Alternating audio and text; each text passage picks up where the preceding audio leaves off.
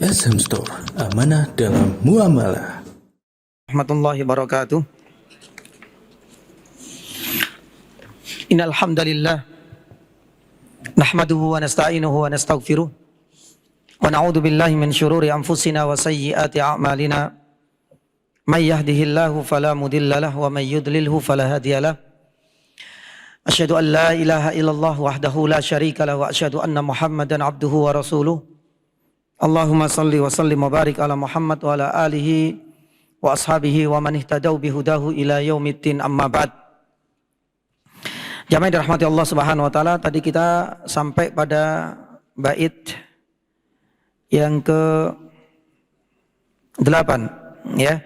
Mustardu'an atamma ma'a Halimah, selama 4 tahun bersama Halimah. Ya, kenapa hanya 4 tahun? Padahal Halimah ini merasakan bagaimana keberkahan dengan kehadiran Nabi SAW di tengah-tengah keluarganya. Tapi kita harus selektif lagi sekali lagi. Karena saya juga pernah mendapatkan informasi dan berita seperti ini ketika masih kecil. Banyak sekali keberkahan-keberkahan disebutkan dalam riwayat.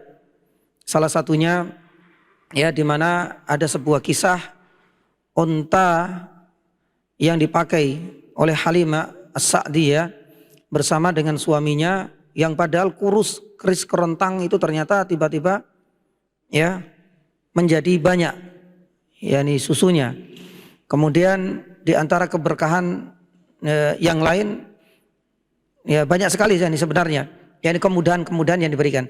Tapi Syekh Albani rahimahullah ta'ala memberikan catatan penting di dalam menyikapi riwayat-riwayat ini semua. Tak ada satupun di antara riwayat ya yang menyebutkan tentang hal itu, mengenai ontanya kembali kuat, kemudian semakin banyak susunya, dan itu tidak ada riwayat yang sahih. Tapi bukan berarti kemudian kita mengingkari adanya keberkahan pada diri Nabi SAW. Nabi SAW dimanapun, kapanpun itu pasti akan menyebar dan menebar keberyanikahan. Tapi tentunya kita harus selektif dan kita harus bijak setiap menerima informasi riwayat. Kalau itu tidak sahih ya kita katakan itu tidak valid. Tidak bisa kita jadikan sebagai rujukan. Nah, awal mula Halimah As-Sa'diyah sebagai wanita yang terakhir yang berjasa pada diri Nabi SAW di masa kecil, ya, itu ketika mendapati ada suatu peristiwa besar, yaitu haditsatu syakis sadr, di bedahnya dada Nabi SAW. Riwayat ini sahih. Imam Muslim dalam Sahih menyebutkan akan hal itu. Pun demikian dengan Imam Al-Hakim dalam Mustadraknya, dan disepakati oleh Imam Az-Zahabi mengatakan riwayatnya juga sahih. Apalagi kalau kita lihat dalam beberapa penafsiran para ulama ketika memberikan komentar terhadap surat Asy-Syarah. Allah Subhanahu wa taala firman dalam surat Al-Insyirah atau Asy-Syarah, "Alam nashrah laka sadrak." Ibnu Katsir rahimahullah taala memberikan komentar, ini memang ada dua pendapat ya.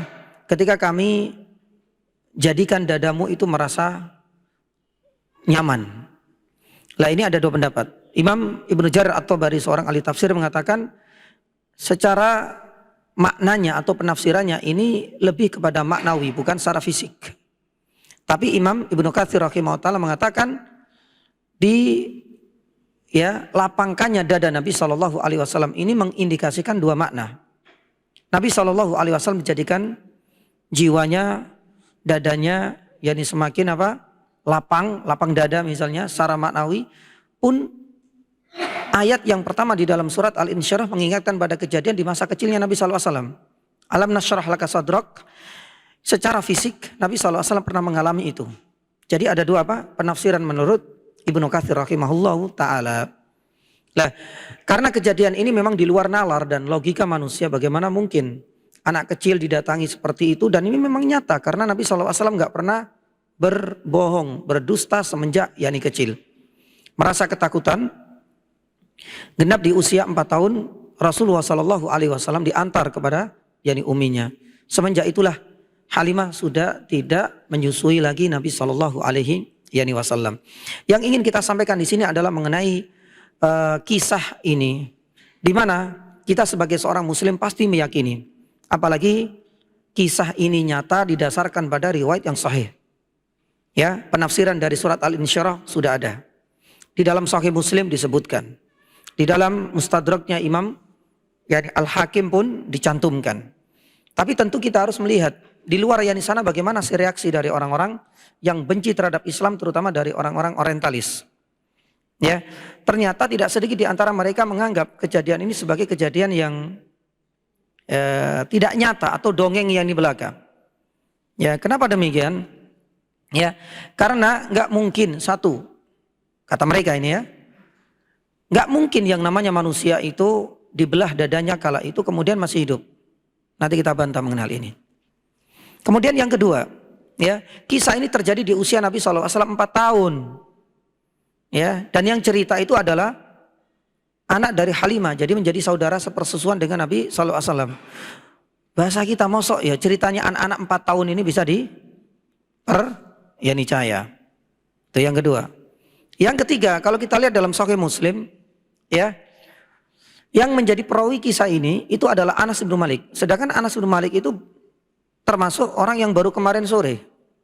Beliau bukan termasuk penduduk Makkah. Ya, dan beliau tidak melihat langsung peristiwa dan kejadian itu. Jadi inilah di antara beberapa hal yang dirasa janggal.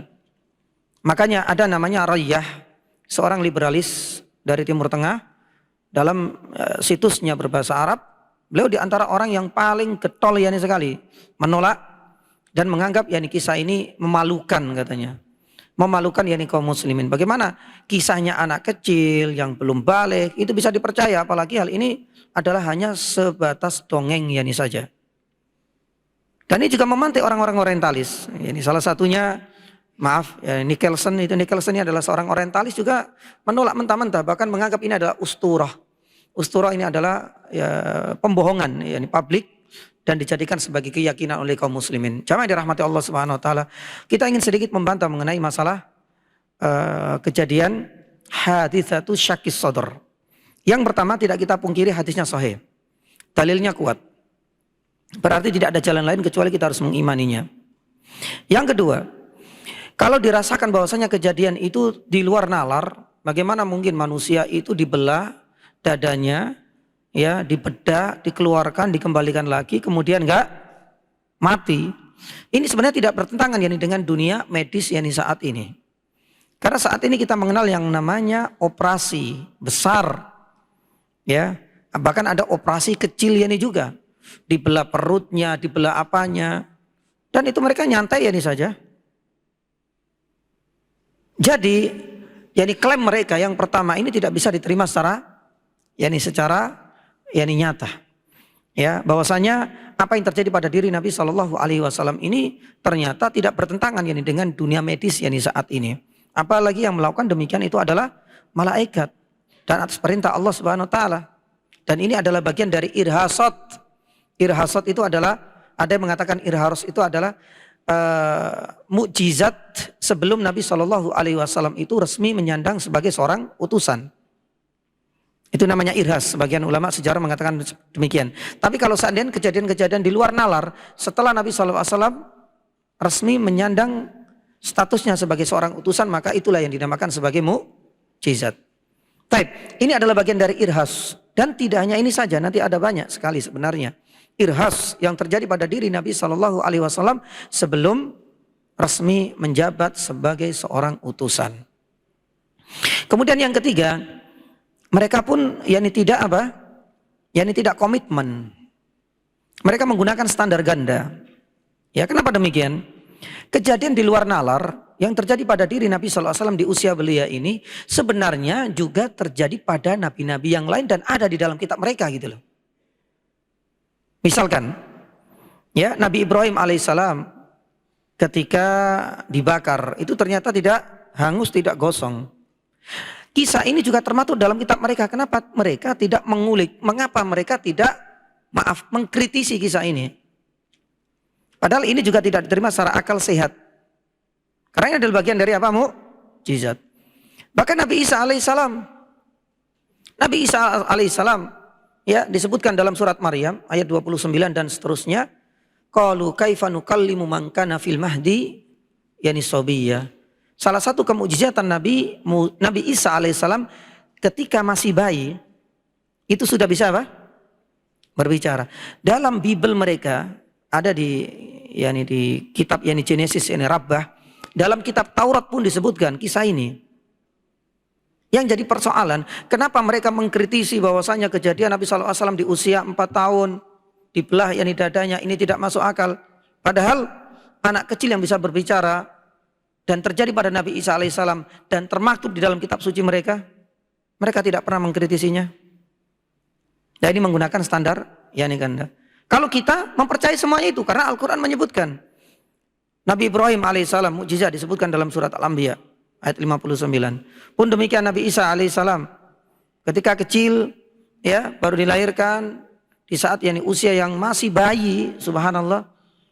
Maryam ayat 29 seterusnya mengisahkan akan hal itu. Nabi Isa alaihissalam dengan izin Allah mampu menghidupkan orang yang telah meninggal, kita juga percaya itu adalah mukjizat dari Allah Subhanahu wa taala, disebutkan dalam surat Al-Imran. Kita benar-benar komitmen selama itu adalah sahih, kita akan terima. Tapi mereka enggak komitmen dengan itu semua. Ya, inilah diantara bentuk bantahan. Bahkan apa yang terjadi pada orang-orang liberal Timur Tengah, misalnya Roya dengan orang-orang orientalis, semisal Nicholson, ini juga ternyata sebagian kaum muslimin di Indonesia, terutama orang-orang liberal juga ikut-ikutan latah juga. Ya, sebagaimana MGR, saya kasih inisial ini saja, nanti dicari sendiri.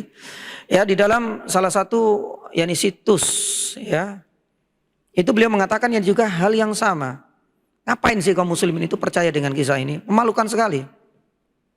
Ya, padahal kita tahu bahwasanya kisah ini adalah kisah yang nyata dan tidak elok keluar dari lisan seorang muslim.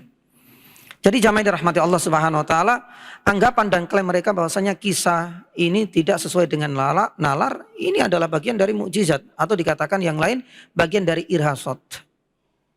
Ya. Kemudian yang kedua, ini juga tidak bertentangan dengan dunia medis yang saat ini kita jumpai dan kita rasakan. Dan yang ketiga, mengenai perawinya, 4 tahun ini. Jamaah dirahmati Allah Subhanahu wa taala. Ya. Kita mulai dari Anas bin Malik. Anas bin Malik radhiyallahu taala anhu memang semenjak kecil hidup di rumah tangga Nabi SAW dan beliau bukan termasuk saksi sejarah kala itu.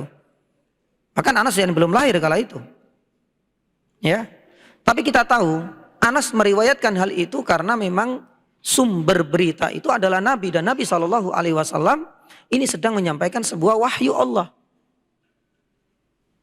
Ya, sebuah kedurhakaan besar. Kalau seandainya kita masih ngeyel, Anas itu nggak layak diterima kisahnya. Padahal beliau diceritai siapa? Nabi SAW. Meskipun Anas itu tidak melihat langsung, tapi kan yang menyampaikan ini adalah Nabi SAW. Tetap mereka tidak mempercayai. Adapun 4 tahun ini, jamaah yang dirahmati Allah Subhanahu wa taala, usia Nabi SAW ketika bercerita menyampaikan kepada Halimah, ya, apakah bisa terima? Nah, ini yang unik. Hasil dari penelusuran para ulama ilmu hadis, ya, bahwasanya usia minimal seseorang atau anak kecil itu bisa diterima kisahnya, apalagi nanti itu diperkuat ketika dia itu muslim di usia dewasa, itu adalah usia 4 tahun. Maka tidak bertentangan dengan kondisi Nabi SAW. Dari sisi hadisnya, kisahnya, meskipun kecil, itu bukan usia yang baru, masih 1 tahun, 2 tahun. 4 tahun itu masih dibolehkan. Masih bisa diterima. Ya, ini adalah di antara bentuk bantahan, dan memang tidak disebutkan alasan kenapa Halimah As-Sa'diyah mengembalikan kepengasuhan kepada ibundanya kembali. Taib. Berikutnya, wa ummuhu akiba sittin matat wajadtuhu ba'da thamanin wafat. Ketika usia 4 tahun dikembalikan kepada ibunya. Ya. Lah, dalam rentan 2 tahun Nabi SAW hidup kembali ke pangkuan ibundanya tercinta bersama Aminah. Lah, setelah 2 tahun berarti 4 ditambah 2 berapa? 6 tahun. Genap di usia sitin matat. ibunda Nabi SAW meninggal. Dan kisahnya masyhur ya. Ketika itu ibundanya tercinta ditemani oleh Ummu Aiman Barokat ini tadi. Makanya Ummu Aiman Barokat Al-Habsyiyah ini adalah sebenarnya statusnya itu budak warisan dari ayahnya Nabi yang diberikan kepada ibunya. Dan itu yang menemani Nabi SAW sampai nanti ketika Rasul SAW ditemani oleh beliau bersama ibundanya untuk menjenguk keluarga dan menjenguk kuburan ayahnya.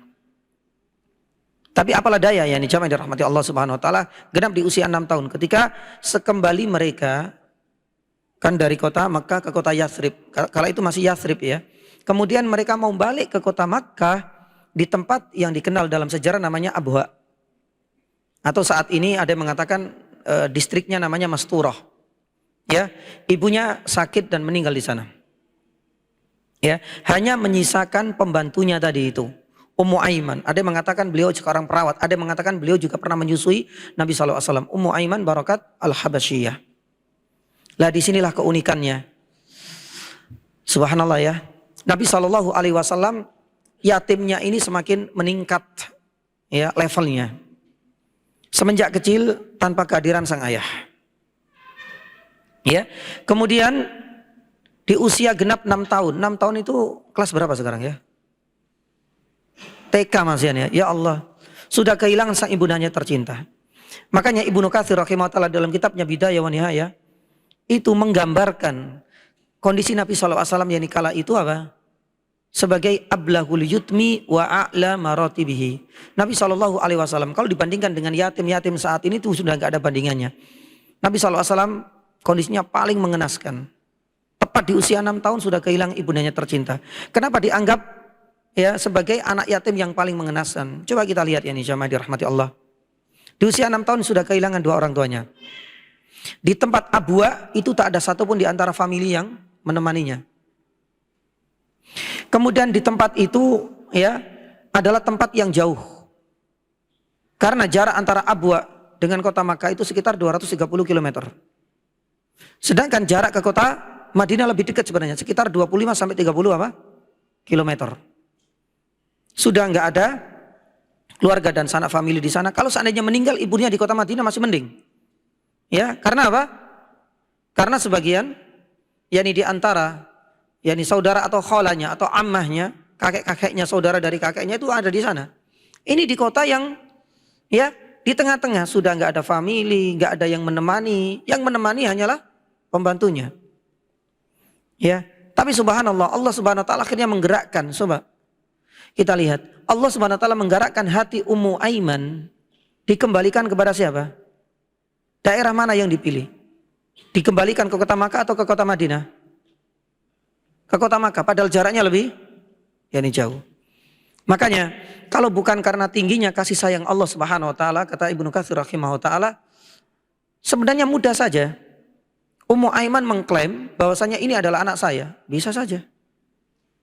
Bisa saja Ummu Aiman kalau gak digerakkan hati dan empatinya kepada Nabi SAW akan dijual kepada yang lain. Atau mungkin barangkali, lah sudah, saya gak punya majikan lagi, sudah tak telantarkan biar Muhammad itu mati di tengah, yakni gurun misalnya. Bisa jadi hal itu terjadi.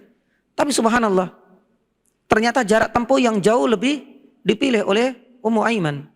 Padahal dengan satu ya, gak punya majikan. Modal juga pas-pasan. Tapi ini adalah bukti bagaimana tingginya Allah, bagaimana penjagaan yang super maksim dari Allah Subhanahu wa taala kepada siapa? Nabi kita Muhammad SAW semenjak kecil. Ya. Makanya Imam Ibnu Katsir rahimahullah taala mengatakan memang benar adanya. Nabi SAW yang kala itu dianggap sebagai apa? A'la atau ablahul yutmi wa a'la maratibihi. Sudah enggak ada lain. Kalau seandainya kondisi saat ini ada orang yang seperti dalam kisah ini sudah. Ya kalau nggak dijual sebagaimana kita sampaikan prediksinya atau mungkin barangkali diklaim, nggak tahu entah kemana nantinya. Tapi Nabi SAW benar-benar sampai ke pangkuan apa? Ke pangkuan siapa? Kakeknya tercinta, nanti kita akan yang disebutkan. Nah, jamaah dirahmati Allah Subhanahu wa taala, dengan wafatnya ibundanya tercinta inilah ya terkadang beberapa ulama itu menyisipkan yakni satu permasalahan. Ayahnya meninggal, ibunya meninggal. Ya, apakah yang kedua orang tua Nabi SAW mati dalam kondisi kafir? Ini menjadi salah satu yakni isu dan permasalahan yang amat sensitif di kalangan kita. Ya. Sebagian besar ulama kontemporer, salah satunya adalah Syekh Muhammad bin Shalih Al-Utsaimin, ketika ditanya itu juga pernah menuturkan alangkah baiknya kita tidak membicarakan masalah hal ini. Ya. Tapi dalam hal ini juga tidak luput yakni dari pembahasan, karena dalam beberapa ya kitab-kitab ulama-ulama tafsir hadis itu juga membahas hal ini. Memang ada 3 kelompok besar. Ya, ada yang mengatakan yakni bahwasanya ayah Nabi SAW dan ibundanya tercinta mati dalam kondisi Islam. Dan sebuah kedurhakaan kalau kita mengatakan mereka mati dalam kondisi kafir. Ya, salah satu dalilnya itu adalah surat Al-Isra ayat 15. Wa ma kunna mu'adzibina hatta nab'atsa rasula. Ya. Tidak boleh dikatakan yakni seperti itu karena mereka adalah orang tua. Orang tua Nabi, orang tua manusia terbaik. Bahkan ini juga diperkuat oleh majelis ulamanya Mesir. Dalam salah satu fatwanya, mereka lebih condong dengan pendapat pertama, kedua orang tua Nabi SAW mati dalam kondisi muslim. Adapun pendapat yang kedua, secara umum, ini adalah pendapatnya Syekh Muhammad Amin Asy-Syinkiti rahimahullah, lebih condong bahwasanya status kedua orang tua Nabi SAW termasuk ahlul fatrah. Ahlul fatrah ini cukup banyak. Ya, salah satunya adalah orang yang tidak sampai kepadanya wahyu, tidak sampai kepadanya dakwah. Syekh Muhammad Amin Asy-Syinkiti memasukkan kedua orang tua Nabi SAW dalam golongan ahlul fatrah. Termasuk diantaranya adalah anak kecil yang wafat sebelum baligh dari keluarga non-muslim. Mereka ahlul fatrah. Imam Nawawi rahimahullah memasukkan jenis yang lain. Ya, misalnya adalah orang gila misalnya. Bagaimana nanti nasibnya orang gila di sana? Langsung surga? Oh, enak banget. Ataukah langsung neraka? Juga kasihan. Makanya ini masuk dalam ahlul fatrah. Ahlul fatrah itu adalah orang-orang khusus yang mereka akan diuji oleh Allah Subhanahu wa taala. Makanya dalam sebuah riwayat Aisyah radhiyallahu taala anha, kalau seandainya Allah Subhanahu wa taala berkehendak, ghafaralah wa in sya'adzab. Kalau seandainya Allah Subhanahu wa taala berkehendak, kalau lulus ya mereka berhak untuk mendapatkan jannah. Kalau seandainya enggak lolos, ya tempatnya nanti di neraka. Ujian khusus bagi mereka. Baik, ini adalah pendapat yang kedua. Ya. Kemudian pendapat yang ketiga mengatakan bahwasanya kedua orang tua Nabi SAW di neraka. Ya. Dan ini adalah pendapat yang sebenarnya didukung oleh mayoritas yakni para ulama. Bahkan sebagian ulama-ulama Syafi'iyah juga mendukung akan hal itu. Imam Al-Baihaqi dalam kitabnya Dalail An-Nubuwah itu juga mengatakan demikian. Imam Ibnu Katsir rahimahullahu taala juga mengatakan demikian. Mereka adalah di antara ulama-ulama Syafi'iyah. Bahkan Imam An-Nawawi rahimahullahu taala, ya, Imam Nawawi rahimahullahu taala pun berpendapat ini demikian. Jadi kalau kita runtut yang dijamaah dirahmati Allah Subhanahu wa taala, sebenarnya ini masih dalam wilayah khilaf di kalangan yakni para ulama. Maka tidak ada kaitannya bahwasanya ketika ada sebagian di antara muslim yang mengatakan kedua orang tua Nabi SAW mati kafir, ini pemahamannya orang-orang radikal, Wahabi dan lain sebagainya, tidak. Kalau seandainya mau mengkritisi, kenapa enggak dikritisi saja ucapan dari Imam Nawawi yang bermadhab yakni Syafi'i, Imam Baihaqi dalam Dalail An-Nubuwah, Imam Ibnu Katsir dalam penafsiran terhadap ayat-ayat yang berkaitan dengan apa?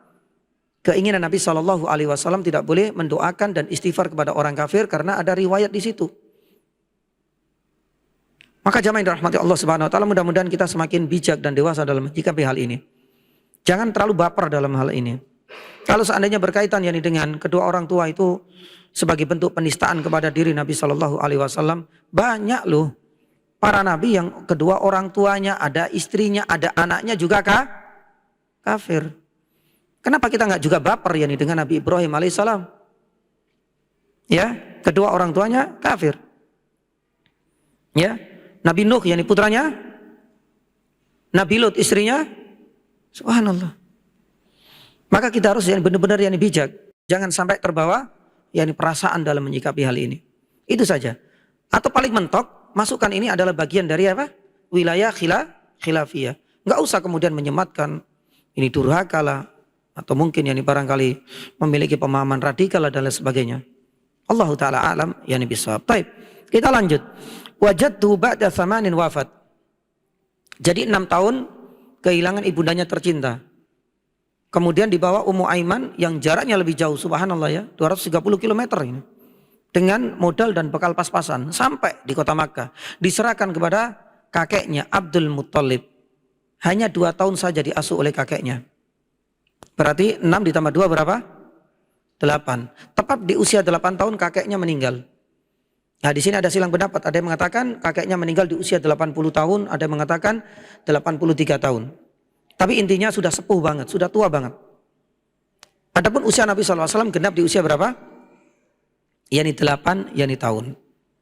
Ya, lah 8 tahun disinilah kemudian lanjut. Summa Abu Talibin ammuhu kafal. Abu Talib ya akhirnya menjadi pengasuh berikutnya untuk Nabi SAW di usia 8 tahun. Lah di sini ada beberapa alasan kenapa Abu Talib yang dipilih. Bukan Abu Lahab, bukan Hamzah, dan paman-pamannya yang lain kan masih banyak. Ya, ada beberapa alasan yang dijamai dirahmati Allah Subhanahu wa taala. Alasan yang mendasar karena Abu Talib ini dan ayahnya Nabi Abdullah itu saudara siapa? Saudara seayah dan seibu. Jadi Abdul Muttalib ini punya banyak istri. Ya, nah salah satu istrinya Fatimah ini punya 2 anak. Abdullah ayahnya Nabi dan yang kedua siapa? Abu Talib. Nah inilah alasan pertama. Ya biasanya itu kalau anak saudara yani tidak seibu itu kan tetaplah yani beda perhatian, beda perawatan. Ya kalau di sama-sama satu ayah satu ibu nanti akan beda. Nah, makanya kemudian dipilihnya Abu Talib itu karena memang ayahnya Nabi SAW itu saudara seayah dan seibu dengan Abu Talib. Alasan yang kedua, kata para sejarawan, ini sudah menjadi wasiat terakhirnya Abdul Muttalib sebelum meninggal. Abdul Muttalib sudah menyampaikan wasiat terakhirnya agar kepengasuhan selanjutnya berpindah ke tangannya Abu Talib. Lah di sini kafal, kafal itu kafil. Kafal itu sebagai apa? Ya biasanya ada istilah kafil di Arab Saudi artinya apa? Penjamin. Artinya kafalah itu yang menjamin, yang merawat ya dan yang menanggung hajat hidupnya. Wa zara busyra sami ma'hu wartahal. Nah, ini langsung. Ya.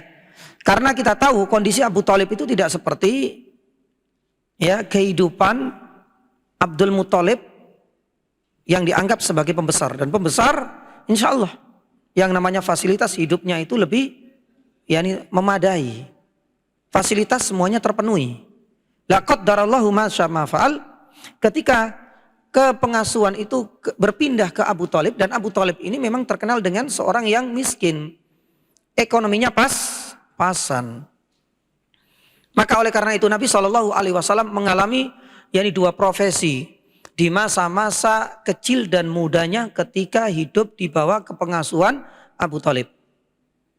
Yakni 1, mengembalakan kambing, dan ini menjadi pengalaman kedua Nabi SAW. Setelah dahulu pernah mengembalakan kambing di mana?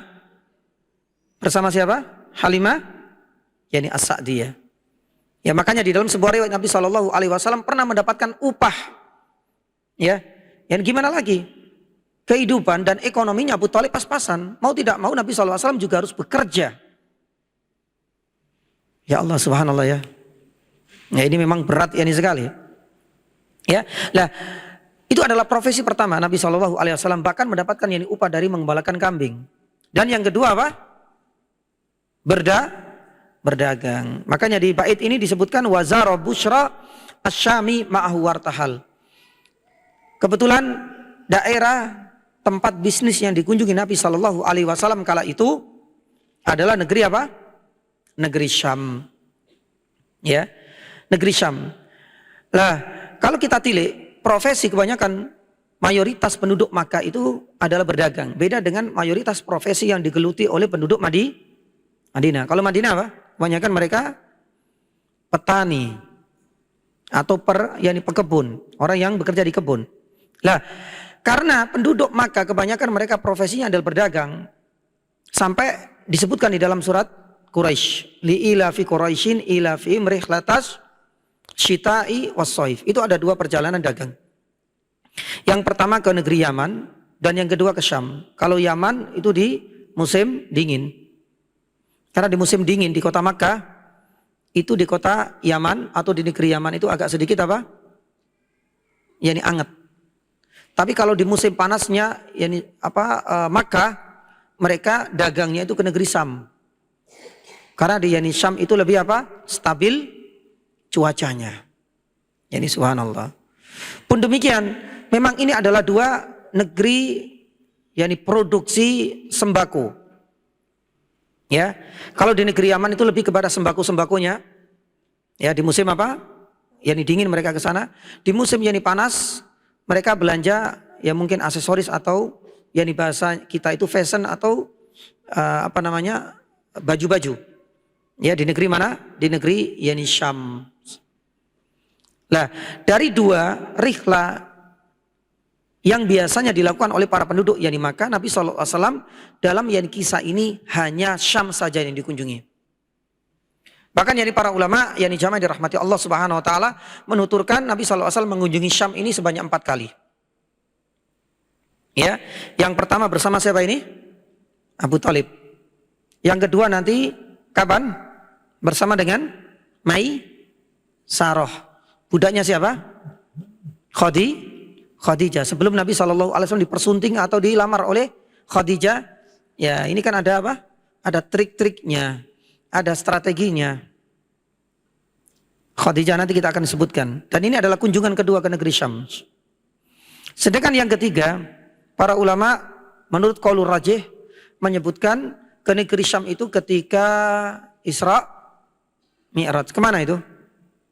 Baitul Maqdis. Di mana itu? Palestina. Dan Palestina waktu itu masuk Syam. Sekarang kan sudah ada otonomi, sudah nggak ada negeri Syam lagi. Ada mengatakan yang Syam itu mencakup 5 atau 7 negara saat ini. Dan yang terakhir kapan?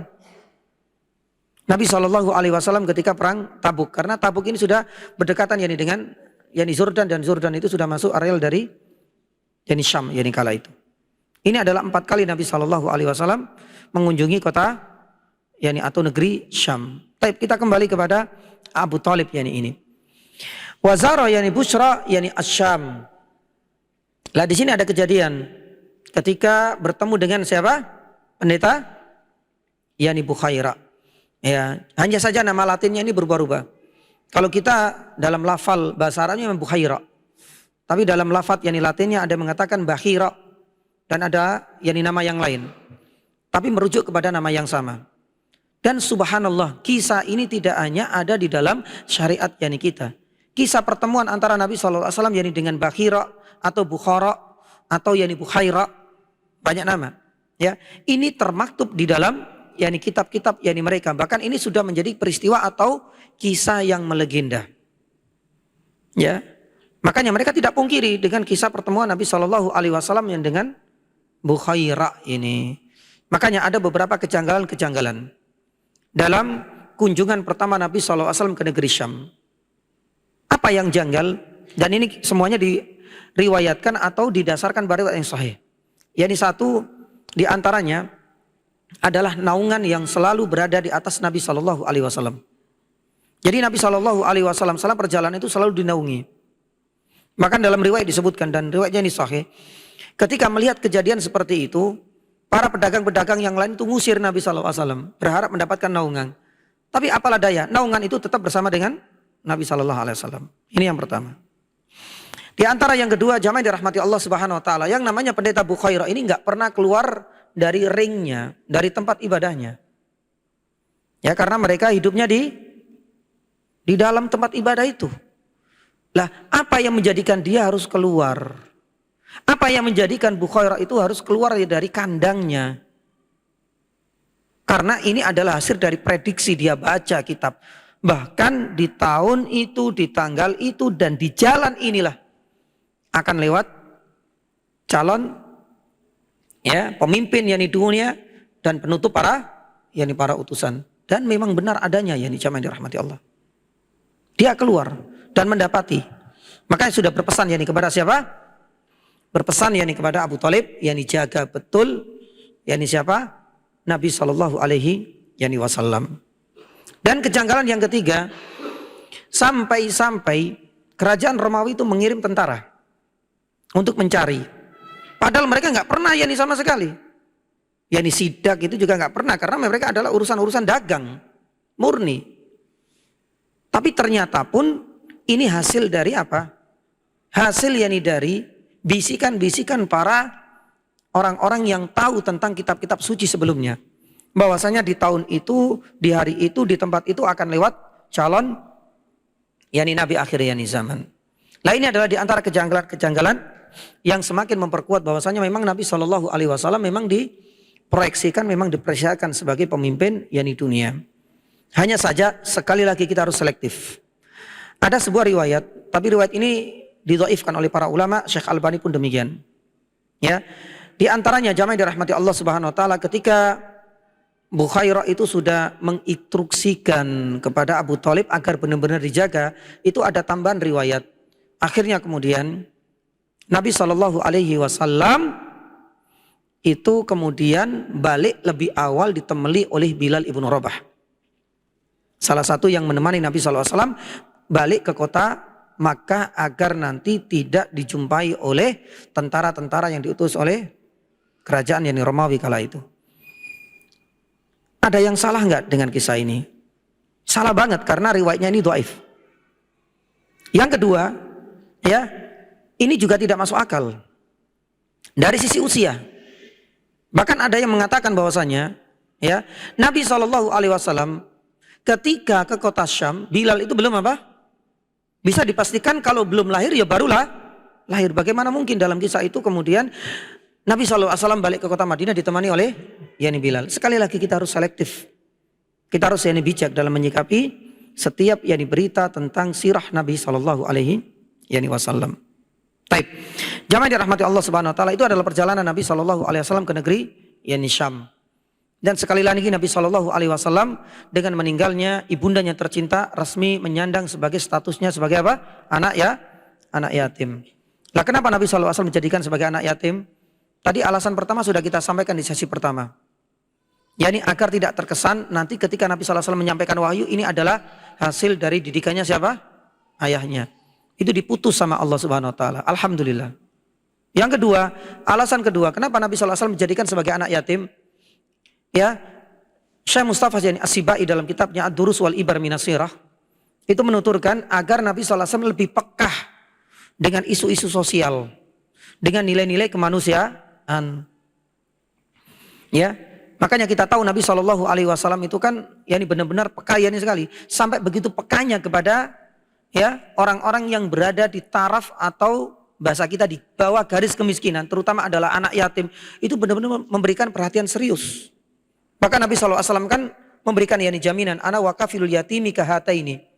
Siapapun yang berbuat ihsan, berbuat baik kepada orang-orang dan anak-anak yatim itu akan mendapatkan jaminan di surga menemani Nabi SAW. Bahkan Nabi SAW sampai merasa nggak nyaman, ya menunjukkan apa? Agar Allah Subhanahu Wa Taala dengan kuasanya bisa menurunkan adab ujian kepada orang-orang yang menghardik bahkan mendolimi anak yatim. Allahumma inni waharrij haqqal adzaifain. Yaitu ketika ada sebagian di antara orang yang menyepelekan, yang menistakan, yang mencaci, mendolimi haknya dua manusia yang lemah, yaitu anak yatim dan wanita. Bahkan Nabi SAW yani pun memberikan solusi bagi kita di saat hati kita itu benar-benar keras. Nabi SAW ngasih dua solusi. Dalam sebuah hadis sahih disebutkan, idza aradta ayyalina qalbu, kalau seandainya hatimu keras dan pengen hatimu itu lunak, maka lakukan satu di antara dua hal. Kata Nabi SAW yang pertama, antut imal miskin, kasih makanan, saling berbagi. Insya Allah ini akan membangkitkan empati, dan dari empati inilah yang kemudian akan meluluhkan hati kita dan hati kita akan semakin menjadi lunak. Solusi yang kedua apa? Dikaitkan dengan anak yatim lagi. Antamsah rosal yatim, agar engkau itu sesekali mengelus, ya istilahnya itu mengusap kening dan kepala anak yatim. Kita bisa menjiwai, kita bisa merasakan bagaimana anak yatim ini sudah mendambakan elusan sang ayah. Ini yang akan membangkitkan empati kita. Dan ini adalah di antara apa? Alasan yang kedua. Agar nilai-nilai sosial, nilai-nilai kemanusiaan itu benar-benar sudah terpatri ya pada diri Nabi Shallallahu Alaihi Wasallam semenjak kecil. Dan kita bisa melihat. Kemudian di antara alasan yang ketiga, Nabi Shallallahu Alaihi Wasallam dijadikan sebagai anak yatim itu karena ingin menonjolkan sosok sang ibu. Ya, karena sebagian yang besar ada juga beberapa nabi yang mereka hidup dan akhirnya subhanallah menjadi anak yang soleh, tidak luput dari peran besar apa sang ibu. Misalkan Nabi Ismail alaihissalam yang begitu taatnya kepada perintah Allah Subhanahu wa taala mau disembelih, tidak luput yakni dari peran sang ibu sebelumnya. Ketika Nabi Ibrahim meninggalkan dalam durasi waktu yang cukup lama. Nabi Musa alaihissalam, lah di sini yang unik. Sepanjang kita temukan kisah Nabi Musa alaihissalam di dalam Al-Quran, kita tidak pernah menjumpai kisah sang ayah. Kita hanya menjumpai bagaimana peran di balik kesuksesan Nabi Musa alaihissalam itu adalah peran sang yakni ibu. Bahkan kalau kita kaitkan dengan kesuksesan, prestasi yang melejit di kalangan para ulama-ulama dahulu, subhanallah. Rata-rata peran ibu itu sangat sentral yakni sekali. Termasuk di antaranya Imam Ahmad bin Hanbal rahimahullahu ta'ala. Dan ulama-ulama yang lain pun demikian. Maka inilah di antara alasan agar benar-benar sang ibu itu memberikan perhatian yang serius. Dan yang keempat kata para ulama, kenapa dijadikan yatim? Tanpa kehadiran sang ayah, Allah Subhanahu wa taala ingin benar-benar turun tangan sendiri. Ya, seakan-akan ingin menjadi sosok pengganti dari sang ayah Nabi Shallallahu alaihi wasallam yang telah meninggal. Maka disinilah kemudian jamaah dirahmati Allah Subhanahu wa taala, ada komentar dari seorang mufassir yang bernama Abu Hayyan di dalam kitabnya Al-Bahru Al-Muhit. Ketika mengomentari surat Toha ayat 39. Sebenarnya ayat ini ditujukan kepada Nabi Musa alaihissalam. Walitusna'a ala aini. Di dalam surat Toha ayat 39, Allah Subhanahu wa taala mengisahkan bagaimana Allah Subhanahu wa taala selalu menjaga Nabi Musa. Ya, ala aini artinya selalu dipantau, selalu evaluasi, selalu diawasi, selalu dibela Nabi Musa alaihissalam oleh Allah Subhanahu wa taala, karena Allah Subhanahu wa taala sudah mencantumkan yang sendiri jaminan penjagaan kepada Nabi Musa di dalam surat Toha ayat 39. Tapi ada sisipan di sini. Ya. Sebagaimana dituturkan oleh Abu Hayyan. Sebenarnya tidak hanya Nabi Musa alaihissalam yang mendapatkan jaminan penjagaan, di saat kita tahu kisahnya Nabi Musa itu tanpa disebutkan kehadiran dan jasa sang ayah. Beliau memberikan tambahan komentar pun demikian dengan Nabi Shallallahu alaihi wasallam. Nabi Shallallahu alaihi wasallam pun mendapatkan penjagaan ekstra juga dari Allah Subhanahu wa taala, karena Allah Subhanahu wa taala juga yani sama walitusna'a ala aini, benar-benar menjaga Nabi Shallallahu alaihi wasallam. Ya, ini adalah di antara alasan-alasan yang dikemukakan oleh para ulama, terutama sejarawan. Kenapa Nabi Shallallahu alaihi wasallam dijadikan sebagai anak yatim? Baik, kita lanjutkan karena setelah ini sudah yani selesai. Habis itu mimba'di muttajiran fi mali Khadijah. Langsung meloncat di usia 25-an. Karena masa-masa Nabi SAW sudah mendekati apa? Pernikahannya dengan siapa? Khadijah. Nah, di sini ada sebuah kisah yang jamaah dirahmati Allah Subhanahu wa taala, bentuk penjagaan Allah Subhanahu wa taala.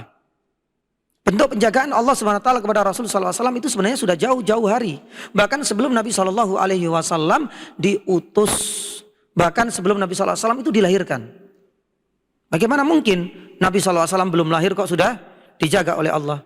Salah satu yang dijaga oleh Allah ya untuk Nabi SAW itu adalah nama Nabi SAW yang tadi belum kita sampaikan. Sebenarnya nama Muhammad ini kan sudah termaktub sebagaimana kita percayai dan kita yakini di dalam kitab-kitab suci mereka. Tapi pertanyaannya, apakah ada orang yang menggunakan nama Muhammad sebelum Rasulullah SAW lahir? Banyak. Al-Qadiyat menyebutkan ada 3. Ada yang mengatakan 7 orang. Misalnya Muhammad ibnu Uhayha, Muhammad ibnu Al-Bakri, Muhammad ibnu Sufyan Al-Majashi. Mereka semua namanya Muhammad. Tapi Allah Subhanahu wa taala selalu menjaga nama Muhammad ketika Rasul sallallahu alaihi wasallam lahir. Ya. Apa yang dijaga? Mereka pakai bahasa kita itu hanya mencomot yani saja nama Muhammad, tapi nggak ada kejadian-kejadian yang unik. Berbeda ketika Nabi sallallahu alaihi wasallam lahir. Maka nama Muhammad ini meskipun sudah dicomot yakni banyak orang, kenapa mereka sudah mengenal Muhammad? Karena tadi persinggungan penduduk Makkah dengan orang-orang ahlul kitab di kota Syam untuk urusan dagang. Itu setiap tahun seperti itu kan. Mereka dapat bocoran bahwasanya ada nama Muhammad sebagai nama untuk nabi terakhir. Mereka kita pulang, mungkin istrinya yang mau melahirkan atau mungkin cucunya yang mau lahir terinspirasi dengan nama itu. Makanya banyak nama Muhammad. Ada Muhammad ini tadi. Ada yang mengatakan 3 orang, ada yang mengatakan 7 orang. Al-Qadhi Iyad menyebutkan dalam kitabnya Asy-Syifa. Nah, itu sudah dijaga. Di antara penjagaan itu adalah ketika Nabi SAW itu dibedah dadanya. Ya, supaya apa? Benar-benar noda-noda hitam itu bisa dikeluarkan darinya. Makanya para ulama mengatakan semenjak Nabi SAW dibedah dadanya, itu benar-benar kondisi Nabi SAW semakin fresh. Dan itu berpengaruh pada akhlak perilakunya lagi. Subhanallah, bentuk penjagaan Nabi SAW. Bahkan di antara bentuk penjagaan Nabi SAW di masa muda. Nah, biasanya masa muda ini adalah masa yang paling susah. Bahasa kita saat ini, di era ini, dengan dunia teknologi yang semakin canggih. Masa muda, semuanya pasti mengalami adalah masa yang paling mudah bagi kita untuk berbuat maksiat. Intinya disitulah. Banyak hal, karena ini adalah masa-masa peralihan dari kita di usia dini, syahwat, sudah mulai naik pesat. Pun demikian dengan rasa ketertarikan, mungkin ada perasaan tantangan. Itu anak muda seperti itu. Subhanallah, Allah Subhanahu wa taala menjaga hal ini. Dalam sebuah riwayat yang masih diragukan kesohihannya, tapi sebagian ulama yang lain juga mensohikan. Nabi SAW di masa mudanya dijaga oleh Allah Subhanahu wa taala dari kemaksiatan. Terutama adalah mendengar nyanyian-nyanyian. Dalam riwayat disebutkan Nabi SAW, aku dijaga oleh Allah Subhanahu wa taala dari nyanyian di masa mudaku itu sebanyak 2 kali. Sebanyak 2 kali. Dan biasa yang namanya nyanyian itu biasanya ada ketika walimah. Dan ketika ada walimah itu biasanya ada tarian-tarian yang menampakkan aurat tentunya.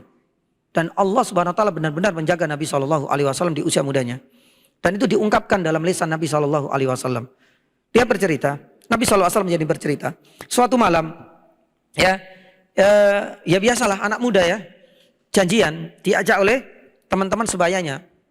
Nanti kita akan hadir, biasanya di walimah. Biasanya di sini ada musik-musik, ada makanan juga, ada tarian-tarian. Subhanallah, Nabi SAW mengiyakan. Tapi qadarullah, ketika Nabi SAW hendak berangkat, Allah Subhanahu wa taala menidurkan dan tidak bangun kecuali di pagi hari. Berarti acara sudah selesai. Dan itu terjadi 2 kali dalam masa Nabi SAW di masa mudanya. Subhanallah. Lah ini adalah bentuk penjagaan Nabi SAW terus menerus. Belum lagi penjagaan Nabi SAW nanti ketika di usia di saat Nabi SAW resmi menjabat sebagai utusan. Wah, ini banyak sekali nanti penjagaannya. Nanti kita akan sampaikan insyaallah. Lah makanya di sini mimba'dihi muttajiran fi mali Khadijah fa zaujuhu fitali. Nabi SAW selanjutnya berdagang. Dan ini menjadi kunjungan kedua atau ketiga Kedua apa ketiga ini? Kedua. Bersama Abu Thalib. Kemudian berdagang lagi bersama Maisarah. Kemudian tadi apa? Isra, Mi'raj, dan yang ketiga dalam perang Tabuk. Lah di dalam bait yang ke-10 ini Nabi SAW menggunakan istilah sekarang itu dengan mudharabah. Jadi modalnya siapa? Khadijah. Nanti kemudian Rasul SAW ini kala itu yang mengelolanya. Lah kemudian subhanallah di sini ada alasan. Hampir dipastikan sistem ini itu sudah dipraktekkan oleh Khadijah yang terkenal dengan kekayaannya itu pada orang-orang lain. Tapi yang jadi janggal di sini kenapa? Ketika Rasul SAW membawa hartanya Khadijah kok harus ditemani oleh Maisarah. Padahal banyak yang mengambil modal dari Khadijah, kemudian mereka berdagang ke negeri Syam dari dulu itu sudah. Tapi nggak pernah ditemani oleh Maisarah sebagai budaknya. Apa alasannya? Apa alasannya? Nah, ini sebagai mata-mata. Karena ada keinginan. Karena ada satu harapan. Semenjak awal, ya, nama Nabi SAW ini ketika masih muda sudah viral. Terutama dalam hal ketekunan, dan yang kedua adalah dalam hal amanahnya. Apalagi beliau itu enggak seperti orang-orang kafir lainnya, suka menyembah berhala dan lain sebagainya. Masih lurus lah. Sedangkan Khadijah sendiri itu dikenal dengan At-Thahirah, wanita yang suci. Makanya ini menjadi salah satu apa? Salah satu laqab dan julukan Khadijah itu adalah At-Thahirah, yang suci. Ada yang mengatakan suci, menjaga kehormatannya. Ada yang mengatakan suci itu karena tidak pernah menyembah berhala. Maka orang yang tidak menyembah berhala di masa jahiliyah itu menjadi satu hal yang asing. Lah ketertarikan Khadijah ini sudah beliau rasakan. Qadarullah ketika itu Nabi SAW meminta modal dengan sistem ini kepada Khadijah. Lah untuk mendeteksi, mengetahui seperti apa sih akhlaknya, maka dikirimlah Maisarah. Nanti dia harus melaporkan bagaimana sih akhlaknya. Makanya saya teringat ini dengan ucapan dari Umar bin Khattab radhiyallahu taala anhu. Kalau seandainya kalian ingin menguji kesetiaan, amanah, akhlaknya, ini mungkin barangkali kalau pengen cari mantu ya itu bisa. Uji saja mereka dengan 3 hal. Hidup bersamanya semalam seperti apa sih? Ya, yang kedua, misalnya jadi tetangganya gitu loh. Jadi tetangganya. Itu kan tahu kan akhlaknya setiap harinya. Mungkin sama kita subhanallah, tutur katanya bagus. Bahasa kita jaim, jaga image. Tapi giliran ketika menjadi tetangganya, oh ternyata seperti ini ya akhlaknya. Tahu watak dan karakter aslinya. Sesekali. Yang kedua, uji mereka dengan apa? Safar. Karena safar itu kan biasanya safar di tempat yang jauh, merasa jauh dari keluarga, jauh dari anak-anak. Nah, dia bisa berbuat kemana saja gitu loh. Berbuat apapun yang dia kehendaki. Ya, beda kalau seandainya di masyarakat itu kan susah sekali. Mau ke sana malu dengan tetangga. Mau ke sini kelihatan Pak D-nya, susah. Tapi giliran dia safar, nah, itu biasanya jadi kesempatan. Seperti apa sih watak aslinya itu? Maka salah satunya untuk mengetahui watak asli seseorang itu ketika kita menemani dia safar, kata Umar. Yang kedua, pengen tahu amanahnya, uji dia dengan uang. Dan inilah yang terjadi pada diri Nabi SAW. 2 hal. Safar ke negeri Syam seperti apa? Nanti ada laporan dari Maisarah. Dan yang kedua dikasih uang sebagai modal. Subhanallah. Jamaah dirahmati Allah Subhanahu Wa Taala. Maisarah ketika laporan kepada Khadijah luar biasa. Apa yang kita lihat dari akhlak Nabi SAW sehari-hari di kota sendiri, di tempatnya, di tempat domisilinya. Ketika beliau sudah jauh dengan keluarganya, hanya ditemani oleh Maisarah. Tapi sebelumnya Maisarah laki-laki apa perempuan? Laki-laki loh ini ya. Laki-laki ini, enggak perempuan. Ya, itu subhanallah, jamaah dirahmati Allah Subhanahu Wa Taala, persis sama. Enggak ada yang berubah. Tutur katanya. Jadi kadang-kadang kan orang itu kan kalau jaimnya itu di daerah atau di depan jamaahnya. Giliran jauh, Masya Allah. Ya seperti itu. Lah ini enggak sama. Itu laporan dari siapa? Maisarah. Dan yang kedua, kata beliau, saya tidak pernah mendapati keberkahan sebagaimana tatkala keuntungan yang didapatkan dari Muhammad dari sistem mudharabah ini. Keuntungannya juga berlipat dan dia adalah orang yang amanah. Maka inilah kemudian yang membangkitkan Khadijah radhiyallahu taala anha dan semakin meyakinkan ini adalah calon pendamping hidupku. Akhirnya kemudian makanya di sini Khadijah tu fazaujuhu fitali. Berikutnya akhirnya Khadijah ini melamar Nabi SAW. Nah dalam ilmu fikihnya yang dirahmati Allah Subhanahu Wa Taala, yang melamar, yang mengutarakan keinginan pertama kali itu adalah Khadijah, bukan Nabi SAW. Makanya dalam ilmu fikihnya boleh ini. Boleh nggak wanitanya itu yang melamar? Ya ini boleh-boleh saja. Tapi yang melamar ini dalam riwayat itu adalah temannya Khadijah. Ya, Dan itu juga terjadi pada beberapa yani sahabat. Umar bin Khattab radhiyallahu taala pernah melamarkan untuk putrinya. Ditawarkan kepada siapa pertama? Iya Bakar. Sampai kemudian ada rasa nggak nyaman. Gara-gara Abu Bakar, ya nggak ngomong iya, nggak ngomong nggak gitu loh. Karena juga ya sesama teman ya, iya ya. Kalau iya ya belum pengen, ya. Kalau enggak ya nanti bisa, ya bahasa kita ya perasaan masih baperan juga merusak pertemanan. Akhirnya kalau itu Umar itu merasa agak kurang suka yani dengan Abu Bakar As-Siddiq radhiyallahu taala. Tapi subhanallah akhirnya Hafsah dipersunting oleh siapa? Nabi SAW. Subhanallah, indah sekali. Skenarionya Allah Subhanahu wa taala. Lah, cara seperti ini boleh kan? Ya. Lah, jamaah yang dirahmati Allah Subhanahu wa taala, ada satu syubhat yani lagi ini. Dan syubhat ini saya jumpai di beberapa situs dari orang-orang non-muslim, terutama misionaris, mengatakan demikian.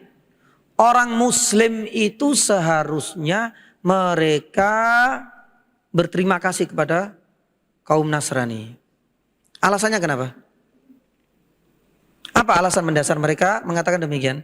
Enggak semuanya ya, tapi salah satu misionaris dalam situs yang pernah saya buka seperti itu. Apa alasannya ya nih jamaah? Hal itu dikarenakan mereka ya nggak tahu dalilnya dari mana. Mereka mengklaim, maaf kalau nggak salah, ya ini orang ini yang murtad. Kalau nggak salah ya, kalau nggak salah, yang namanya Pendeta Abraham atau siapa itu terkenal ya kemarin dia, ya itu, ya, lah, maaf bukan Ibrahim. Saifuddin apa siapa namanya itu? Pernah dengar ya kisahnya itu ya? Itu dia murtad, ya. Kalau nggak salah dari daerah Timur Lombok atau Sumba gitu. Lah, jamaah yang dirahmati Allah Subhanahu wa taala, dia mengatakan demikian. Orang muslim itu harus berterima kasih kepada kami. Kenapa? Karena Muhammad ini dinikahkan oleh orang Nasrani. Nanti di usia 40 Nabi SAW itu kan dipertemukan oleh Khadijah dengan siapa namanya? Waraqah bin Naufal. Dan Waraqah ini kan tahu betul kitab-kitab sucinya, kitab Injil itu tahu betul. Makanya ketika Nabi SAW berkisah, oh ini persis, jadi dengan namus yang dahulu pernah dijumpai oleh Nabi Musa. Dari mana? Itu hasil dari penelusuran terhadap kitab-kitab atau ayat-ayat yang ada di dalam Injil. Lah kalau nggak salah, saya nggak tahu ya, namanya seperti Abraham kalau nggak salah. Dia mengatakan demikian. Sama yani juga dengan pernikahannya Khadijah. Khadijah itu ketika nikah walinya itu adalah orang Nasrani, yaitu Waraqah bin Naufal. Ya nggak tahu ini pakai ilmu gatokologi apa cocokologi. Kalau kita telusuri ya nih jamaah dirahmati Allah Subhanahu wa taala, tak ada satupun riwayat yang menunjukkan akan hal itu. Ya, bahkan yani walinya sebentar ya. Walinya siapa? Walinya Khadijah yani kala itu bukan Waraqah. Kalau tidak salah namanya Sahal. Coba sebentar ya ini saja.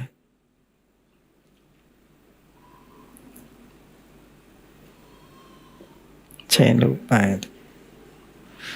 Pernikahannya Khadijah dengan Taib. Walinya Khadijah itu adalah Amr ibnu Sa'ad, maaf. Amr ibnu Sa'ad. Jadi bukan yang diklaim oleh mereka. Seakan-akan bahwasanya Waraqah yang tahu seluk-beluk tentang yani Injil. Loh, kalau bukan ada Waraqah, gak mungkin yang namanya Muhammad nabimu itu nikah dengan yani Khadijah. Kalian kaum muslim harus berterima kasih, itu ada di dalam yani kajiannya itu. Padahal yani satu yani jamaah, itu bukan Waraqah.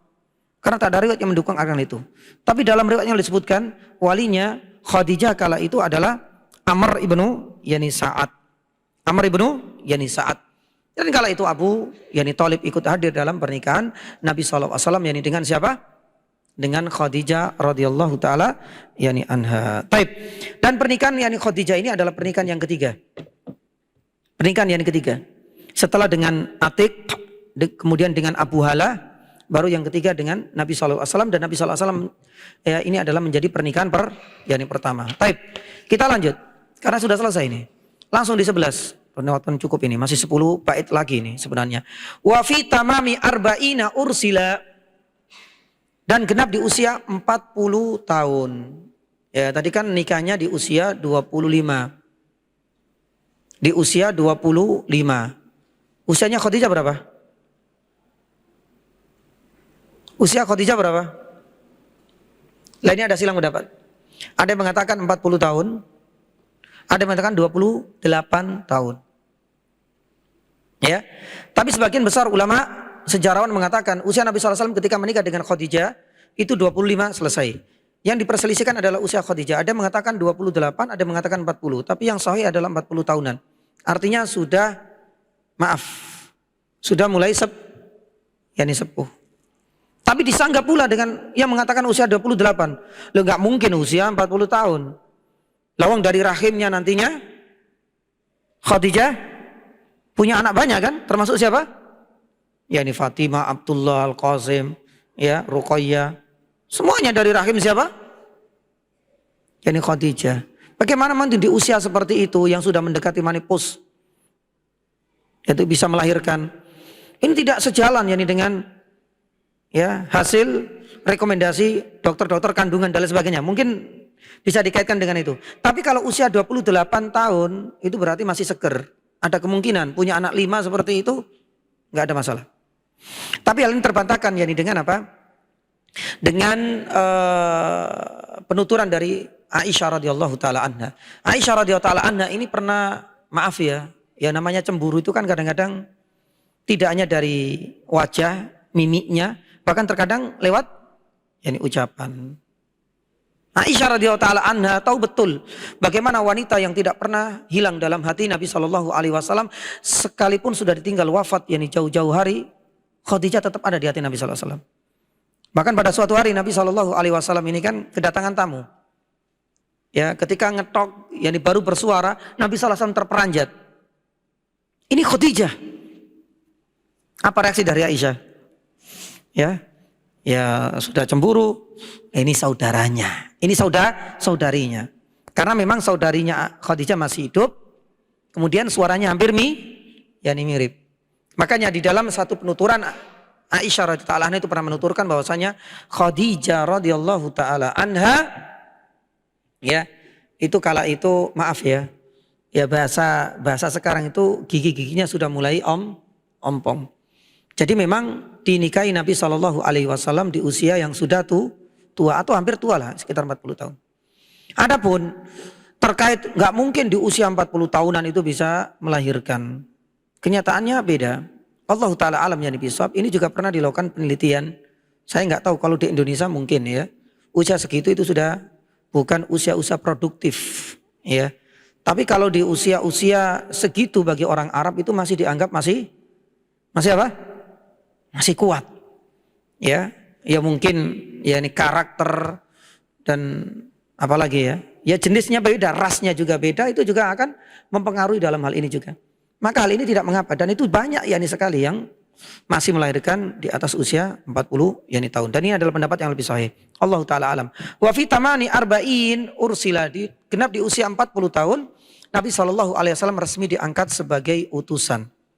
Ursila linnasi yahdim lidinin hummila, ya, untuk membawa hidayah atau ajaran dan wahyu yahdihim, untuk disampaikan kepada yakni manusia, linnas, kepada manusia. Nah, ini diawali dengan kisah Nabi SAW ya, kala itu sudah mulai jengah, nggak merasa nyaman lagi di kota Makkah. Akhirnya Nabi SAW sudah mulai banyak mengasingkan diri kemana? Gua Hira. Lah ini adalah awal mulanya. Ini adalah awal mulanya. Akhirnya kemudian Nabi SAW seringkali berangkat yakni pagi hari, ya, minta perbekalan. Perbekalan ini dalam riwayat itu kadang-kadang dibagikan kepada orang-orang yang membutuhkan dalam perjalanan. Kemudian di Gua Hira bermalam. Besoknya pulang lagi dan begitulah seterusnya. Sampai pada suatu malam Nabi SAW kedatangan malaikat Jibril dalam wujud yakni manusia dan merangkul dengan sekuat yakni tenaga. Dalam sebuah hadis sahih Nabi SAW diminta untuk membaca sebanyak 3 kali. Iqra ma ana biqari'in. Sampai 3 kali barulah kemudian dibacakan 5 ayat pertama dari surat apa? Al-Alaq. Nabi SAW akhirnya pulang dengan membawa perasaan takut, mencekam. Singkat cerita, Khadijah membawa Nabi SAW, nah ini baru ketemu dengan Warokoh. Dan Warokoh inilah jamaah yang dirahmati Allah, yang akhirnya mampu memprediksi. Lah, ini adalah tanda-tanda apa? Kenabian. Karena saya dapati persis ini dengan kisah yang ada, yang tertulis, yang tercantum di dalam kitab, yakni Injil, yang beliau banyak terinspirasi dengan ayat-ayat di dalam Injil yakni kala itu. Akhirnya kemudian Warokoh sudah mengungkapkan, kalaulah nanti kata beliau, ya engkau Muhammad sampai diusir, pasti aku akan yang siap menjadi pendukungmu. Tapi kata Allah, masya mafa'al, sebelum Nabi SAW nanti diusir, sebelum Nabi SAW itu berdakwah secara terang-terangan, ternyata Warokoh ini sudah meninggal lebih dahulu. Kisah ini banyak. Kisah ini sebenarnya banyak faedah. Yang pertama, ya, nubuwah, kenabian itu jamaah yang dirahmati Allah Subhanahu wa taala, itu adalah hak khusus bagi Allah. Bukan ya satu jabatan yang bisa dicari seperti pilpres atau pilkada dan lain sebagainya yang kita itu bisa mencari, ada usaha untuk bisa mendapatkan jabatan tersebut. Sedangkan jabatan kenabian itu adalah hak khusus dari Allah, bukan amrun muktasab. Kenapa saya sampaikan hal ini?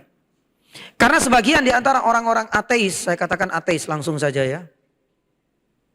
Salah satunya maaf lah ya, itu adalah Ibnu Sina. Ya, kita tahu banyak orang terkesima dengan jasa besarnya beliau dalam ilmu kedokteran dan ilmu medis. Dengan karangan beliau Qanunut Tibb. Tapi kita tidak boleh menutup mata. Yani bagaimana keateisannya dia ini juga tidak bisa ditutup-tutupi. Bahkan beliaulah salah satu di antara orang yang mengatakan bahwasanya nubuwah itu adalah muktasabah. Kenabian itu bisa dicari. Kenabian itu adalah jabatan yang bisa didapatkan oleh setiap orang. Caranya gimana? Ya contoh saja seperti Nabi. Cari gua. Di sini ada gua, Pak. Cari gua, masuk ya nih saja ke gua. Ya, nanti kalau memang ada suara-suara bising lah itu berarti adalah wahyu. Bahkan beliau berani mengatakan bahwasanya apa yang didapati Nabi SAW dalam gua Hira itu adalah ya suara-suara yang kemudian dirangkai sendiri oleh Nabi SAW. Apa namanya kalau bukan penistaan kata-kata seperti ini? Padahal itu adalah wahyu. Padahal itu adalah ayat Al-Quran di dalam surat Al-Alaq. Tapi beliau menggambarkan proses Nabi SAW menerima wahyu itu beliau mendengar. Ya, semacam yakni suara-suara yang kemudian dirangkai oleh Nabi SAW. Wallah, ini adalah bentuk yakni pengingkaran dan kekufuran yang terbesar. Makanya Imam Ibnu Qayyim rahimahullah ta'ala menghabisi pemikiran-pemikiran sesatnya ya Ibnu Sina ini. Bahkan Imam Al-Ghazali pun demikian. Banyak di antara ulama-ulama yang sudah membantahnya. Kita pun harus benar-benar apa? Objektif. Seperti ini loh orangnya. Ya sama juga dengan kita. Kalau seandainya kita tahu Pak, ini tetangga kita ini ya meskipun ya ini kafir tapi banyak seperti ini. Tapi tetap kekufurannya tidak bisa kemudian kita anggap sepele. Sebaik apapun akhlak mereka kepada manusia, tapi kalau seandainya dia non muslim, ini adalah bagian dari apa? Walak barok kita. Mereka adalah orang yang paling durhaka. Mereka adalah orang yang paling kufur. Ya, mereka adalah orang yang paling jelek akhlaknya. Karena akhlak kata Ibnu Utsaimin rahimahullah taala, akhlak itu jangan hanya terbatas bagaimana orang itu bisa berbuat baik, menampakkan akhlak yang baik kepada sesama, kepada makhluk Allah. Ingat, akhlak yang paling mulia itu adalah akhlak kepada Allah Subhanahu wa taala.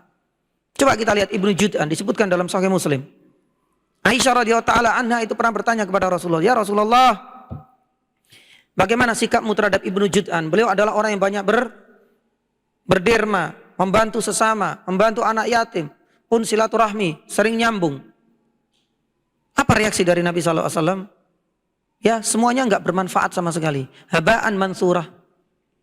Kenapa? Li'annahu lam yakul yauman rabbighfirli khati'ati yaumuddin. Karena tidak pernah menyatakan keislamannya. Maka seluruh amalan sebaik apapun akhlak yang dia kepada sesama itu tidak akan bisa ya menutupi akhlak buruknya dia kepada Allah Subhanahu wa taala. Baik, jamaah dirahmati Allah Subhanahu wa taala, ini adalah di antara yang dibantahan para ulama terhadap keyakinan Ibnu Sina dengan keateisnya, mengingkari ya adanya kenabian. Kalau seandainya konsep ini itu diadopsi oleh banyak orang, berarti banyak hal yang akan terjadi.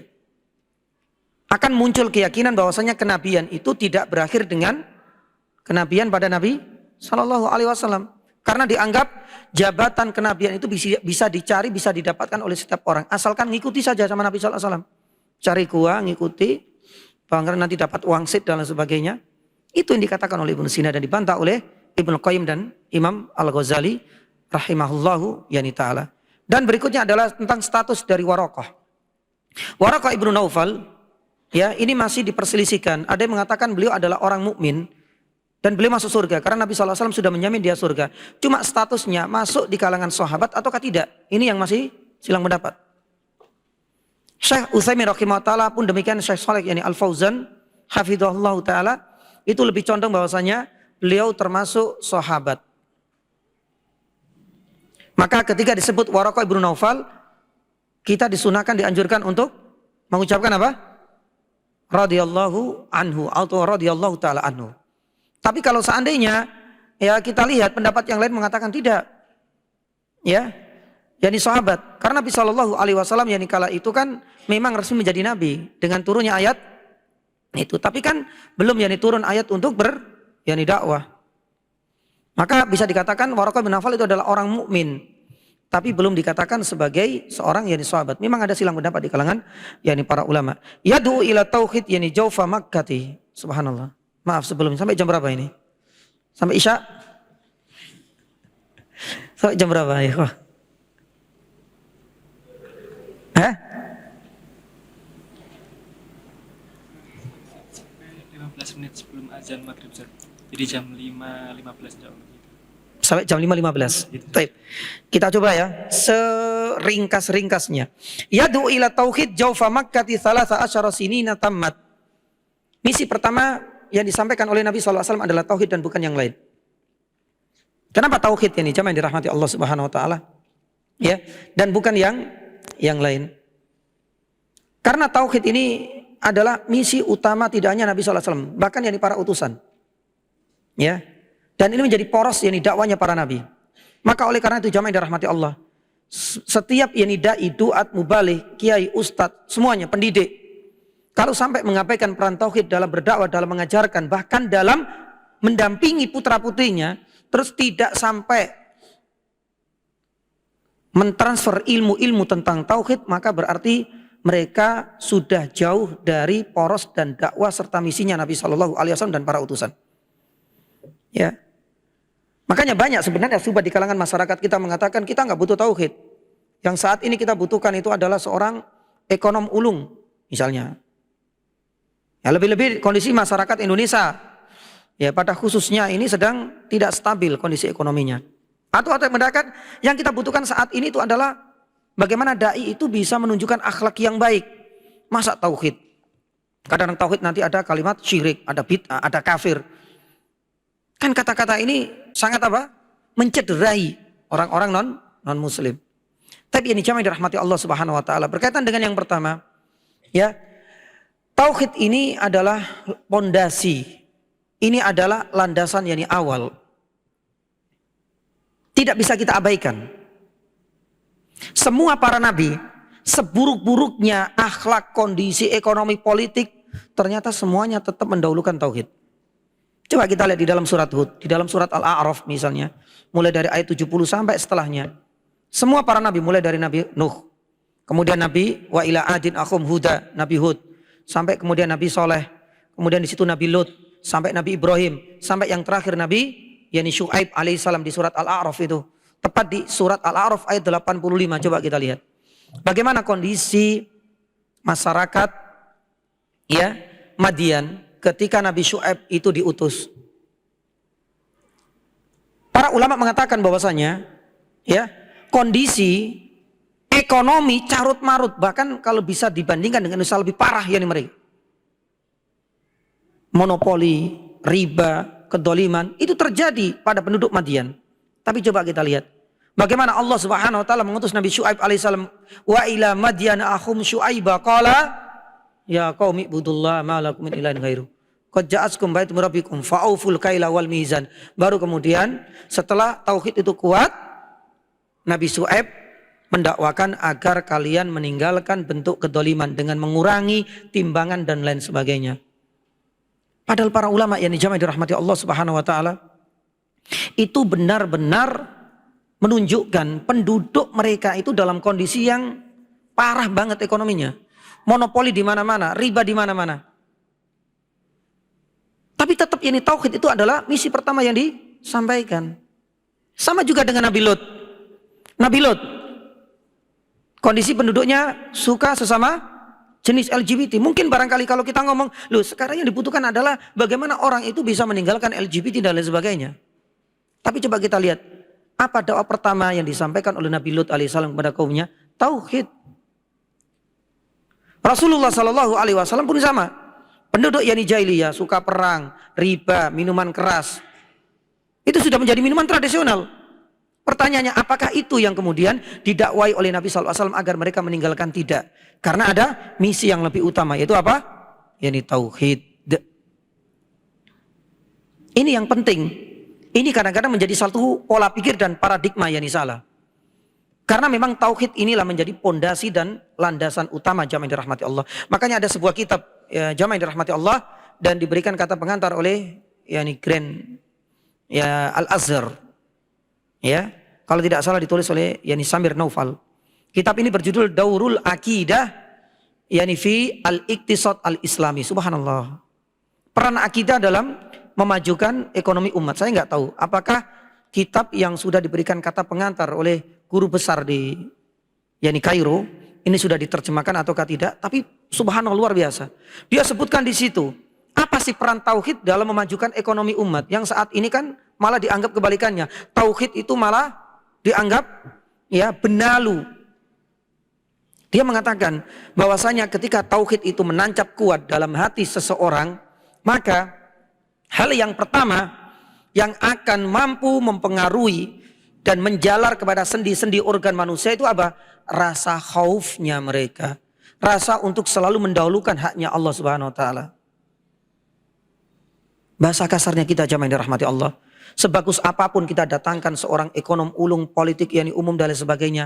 Kalau seandainya mereka bukan orang-orang tauhid, ya, maka kebrobrokan yani maaf ya, ini juga akan tetap terjadi. Satu contoh kecil yani saja dalam dunia masyarakat bisnis yang paling terkecil di pasar, maaf. Jangan harap orang itu kemudian bisa, maaf loh ya, bisa meninggalkan untuk menipu, mengurangi timbangan atau berbohong dengan sumpah-sumpah palsu dalam menawarkan dagangannya. Itu kan masih kita jumpai dalam pasar kecil. Kalau seandainya hak pertama Allah Subhanahu wa taala ketika adzan berkumandang mereka nggak pernah mendatangi masjid. Tapi kalau seandainya tauhid itu masya Allah mengakar kuat di hati seseorang, maka itulah yang akan mampu untuk menjiwai setiap aktivitasnya. Haknya Allah pasti akan didahulukan. Makanya Allah Subhanahu wa taala firman, rijalun la tulhim tijaratun wala bai'un an dzikrillah. Maka enggak ada gunanya. Sebaik apapun yang ahli ekonom untuk merancang biaya ini kembali lagi, kalau seandainya orang-orang yang seperti ini tetap korupsi akan tetap jalan. Karena memang penyakitnya ini belum terobati. Pun demikian dalam hal ini jamaah yang dirahmati Allah Subhanahu wa taala. Makanya buku ini sangat bagus sekali sebenarnya. Daurul Aqidah fi al-Iqtisad yani al-Islami. Peran akidah ternyata sangat besar dalam memajukan ekonomi yani umat. Allah taala alam bisawab. Masih banyak sebenarnya ya. Lah Nabi SAW itu mendakwakan tauhid selama 13 tahun di kota Makkah. Makanya kita mengenal 23 tahun. 13 tahun di kota Makkah dan 10 tahun di mana? Di Madinah. Lanjut. Wa ba'da hijratu langsung. Padahal kita tahu ya kondisi Nabi SAW di Mekah itu luar biasa. Mendapatkan yani penyisaan dan mengalami dua fase dakwah. Dakwah secara sembunyi-sembunyi dan dakwah secara terang-terangan. Dakwah secara terang-terangan ini ya ada dua ayat. Ada yang mengatakan bahwasanya dimulai dengan ayat ya di dalam surat Al-Muddatsir. Ada yang mengatakan yani tidak. Di surat yang lain, fasda bima tu'maru arid anil yani musyrikin. Ada yang mengatakan demikian. Sebagian mengungkapkan oleh Ibnu Qayyim rahimahullah taala. Tapi intinya intimidasi, teror, bahkan penyiksaan secara fisik itu baru banyak terjadi ketika Nabi SAW diperintahkan untuk berdakwah secara apa? Terang-terangan. Jadi mereka melakukan yani dua apa? Yani dua model. Ya, penekanan kepada dakwah Nabi SAW bisa melalui psikis, meruntuhkan mental yani mereka. Ini banyak. Termasuk Nabi SAW yang kena imbasnya. Salah satunya apa? Kedua putrinya Nabi SAW langsung ditalak oleh kedua suaminya. Dan kedua suaminya itu adalah putranya siapa? Abu Lahab. Kita nggak bisa merasakan yani jamaah. Karena perbedaan apa? Perbedaan yani keyakinan, perbedaan man dan lain sebagainya. Kita nggak bisa membayangkan bagaimana sedihnya perasaan Nabi SAW. Secara psikis loh ya. Kedua putrinya langsung ditalak. Ya, tidak hanya itu, intimidasi itu juga terjadi pada apa? Pamannya Abu Thalib diintimidasi terus. Bahkan ada yang dengan model yang kedua secara fisik. Salah satunya adalah Bilal ibnu Rabah, salah satunya adalah Ammar ibnu Yasir dan yani keluarganya, subhanallah. Barulah kemudian Nabi SAW mau tidak mau harus berhijrah. Wa ba'da hijratuhu ta'ayyanat li Taibah. Taibah ini adalah nama lain dari kota Madinah. Kalau tadi nama lain dari kota Makkah banyak, kota Madinah banyak. Punya nama juga. Ada Taibah, ada Taubah, ada Darul Islam, ada Darul Nusrah, ada Darul Hijrah. Ini adalah nama lain dari apa? Dari Madinah. Lah kenapa dipilih Madinah? Ya, tidak luput yani dari itu adalah perintah dari Allah, dan yang kedua memang ada jaminan. Ya, dalam Bai'ul yani Aqabah ketika orang-orang Aus dan orang-orang Khazraj ini sudah memberikan jaminan keamanan ketika Nabi sallallahu alaihi wasallam hijrah di sana bebas untuk berdakwah. Ini yang menjadi alasan Nabi SAW. Summa as-suyufu syurri'at sab'an wa ishrina ghaza bin nusrah. Akhirnya Nabi SAW di kota Madinah inilah syariat-syariat sudah ditegakkan. Terutama adalah yang berkaitan dengan sholat, rakaatnya, penyempurnaan ibadah haji, ya, kemudian takaran dan yakni ukuran-ukuran dalam zakat, terutama adalah as-suyuf, jihad. Jihad yang tidak ditekankan di kota Madinah. Tidak dikatakan di kota Makkah, tapi di kota Madinah. Sebanyak sab'an wa ishrina ghaza bin nusrah. Sebanyak 27 ya peperangan yang dilakukan oleh Nabi SAW, bahkan itu dihasilkan dengan kegemilangan atau kemenangan. Wa mautu fi hadi asyra al-hijrah. Nabi SAW tepat di tahun ke-11 Hijriah meninggal. Selesai masalah, sudah kisahnya Nabi SAW ini. Loh, terus peperangannya ya disebutkan itu saja. Ada 27 peperangan. Lah inilah yang kemudian memantik yakni para yakni kritikus. Tapi secara tidak langsung ini adalah iklan gratis untuk kita. Maaf, yakni salah satunya adalah seorang ya ketua LSM ya di Amerika, dan dia juga termasuk ahli strategi dalam bidang politik, terutama dalam militer. Ya, yang bernama Michael yani Hanahan. Ya, itu sampai mengatakan bahwasanya Muhammad is political yani genius. Muhammad ini adalah ahli strategi yang ulung. Kenapa demikian? Kenapa sampai mengeluarkan statement seperti ini? Ternyata ada alasan mendasar. Beliau tahu betul bagaimana peperangan demi peperangan yang dilakukan oleh Nabi SAW, semuanya dan hampir mayoritas dari peperangan Nabi SAW itu berakhir dengan rekonsiliasi dan perdamaian. Nah, apa kaitannya dengan pujian dia kepada Nabi SAW sebagai ahli strategi yang ulung? Karena saat ini jamaah yang dirahmati Allah, semua orang ketika berperang itu pengennya apa? Adanya pertumpahan darah. Masuk ya setiap hari di briefing, ya latihan nembak, latihan sono. Ternyata sudah sampai sono enggak mateni wong, itu rasanya enggak lengkap kan gitu. Tapi subhanallah, dari 20, ada yang mengatakan 30-an dan 27 itu berakhir dengan perdamaian, tanpa ada peperangan, tanpa ada pertumpahan darah. Inilah yang menjadikan itu Michael yani Hanan mengatakan apa? Melayangkan pujian setinggi langit untuk Muhammad. Kalau bukan dia itu ahli strategi ulung, nggak mungkin saya mengatakan demikian. Karena biasanya orang berperang itu pengennya apa? Wis jor-joran lah, wis latihan, wis ya, apalagi dengan logistik yang begitu ya canggihnya. Mosok yang sudah dibelikan ya alat yang begitu canggih di sana ternyata nggak jadi perang, itu kan nggak nyaman. Ternyata bukan itu tujuan Nabi SAW. Karena Nabi SAW adalah manusia yang benar-benar menjunjung tinggi nilai-nilai apa? Kemanusiaan. Ya, makanya di dalam sebuah statement yang lain, orang non Muslim yang bernama yakni Sir George yakni Bernard yakni Shaw. Sir ini berarti mendapatkan apa? Gelar kebangsawanan dari mana? Dari Inggris. Sir yakni George and Bernard Shaw ini pernah mengatakan bahwasanya Nabi Shallallahu Alaihi Wasallam adalah yakni savior of humanity, penyelamat nilai-nilai kemanusiaan. Ya Nabi ini. Kenapa dia mengatakan demikian? Karena sebelum orang hari ini koar-koar, kita menjunjung tinggi hak asasi manusia dan lain sebagainya, Nabi Shallallahu Alaihi Wasallam dia mengatakan demikian. Salah satunya adalah dalam ilmu peperangan. Biasanya kalau ilmu perang itu kan mereka enggak pandang bulu, rumah sakit dibom, perawat juga dibunuh, jurnalis pun ditembak, ya kan? Itu kondisi peperangan saat ini. Tapi coba lihat, Nabi Shallallahu Alaihi Wasallam ketika merekrut pertama kali itu enggak sembarangan kan? Makanya pernah jadi korban Abdullah ibnu Umar, Barra ibnu Azib itu tidak lolos verifikasi karena belum cukup umur, nggak boleh.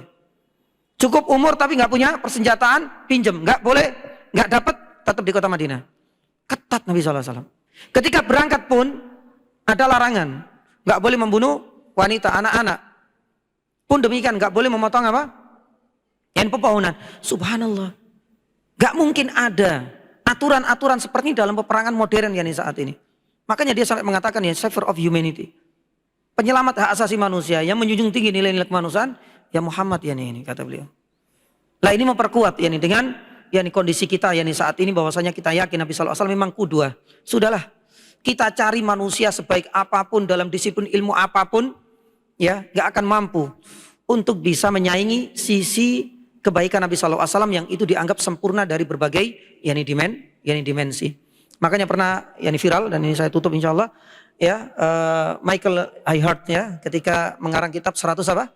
Orang berpengaruh itu kan menempatkan Nabi Shallallahu Alaihi Wasallam di posisi yang paling tinggi, paling atas nomor 1. Ya ini menjadi kontroversial karena dia juga non Muslim, apalagi Nabi Shallallahu Alaihi Wasallam itu di Barat itu kan dikesankan apa? Radikal, ekstremis. Loh ini kok ditaruh di nomor 1? Dia mengatakan saya nggak bisa menutupi fakta yang ada. Salah satu di antara alasannya kenapa Nabi Shallallahu Alaihi Wasallam ini bahasa kita komplit, bahasa dia itu komplit. Ya, kalau seandainya kalau nggak salah nomor 2 itu siapa nomor 2 itu? Setelah Nabi Shallallahu Alaihi Wasallam siapa ya nomor 2 itu? Kalau nggak salah nomor 3 itu Gautama kalau nggak salah, saya lupa. Ada Einstein atau kan nggak salah saintis ya namanya itu. Salah satu yang saintis kalau nggak salah siapa itu saya lupa. Einstein juga masuk di situ. Dia mengatakan coba kita lihat. Nomor 2 sampai nomor 100 itu hanya menonjol pada satu sisi. Kalau nggak saintis ya wes itu tok. Kalau nggak dia orator ulung ya itu tok. Kalau nggak dia itu pemimpin agama ya itu tok. Tapi Nabi SAW apa? Komplit. 1. Kepala pemerintahan. Kepala agama dan pemuka agama. Kemudian jenderal perang yang ulung. Apalagi? Beliau adalah sosok yang paling baik untuk dijadikan sebagai suri tauladan untuk anak dan istrinya.